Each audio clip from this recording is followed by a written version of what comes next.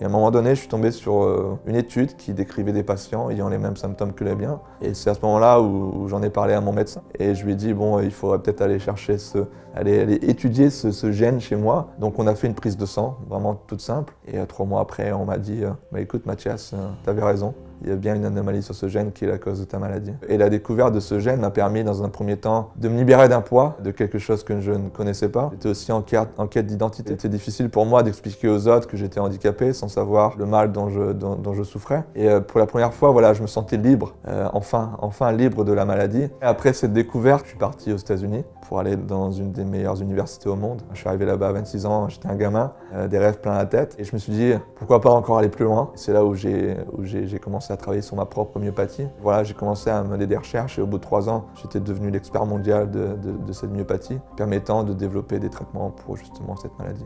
La maladie va clairement plus vite que la science. J'ai envie de dire que les traitements qu'il nous faut, ça serait hier. Aujourd'hui, voilà, une maladie peut progresser en quelques années, alors qu'il faut peut-être 20 ou 25 ans pour mettre en place une thérapie génique pour des maladies qui sont très très rares. Et donc ces 25 ans, on les a pas. Par exemple, pour moi, il est peut-être trop tard pour un traitement. Clairement, j'ai 35 ans, j'ai fait ma vie, entre guillemets, je pense que j'ai plus rien à prouver. Mais je me dis que le combat n'est pas fini pour d'autres et que j'espère qu'un jour, eh bien, on rattrapera ce retard et que la science ira aussi vite que la maladie.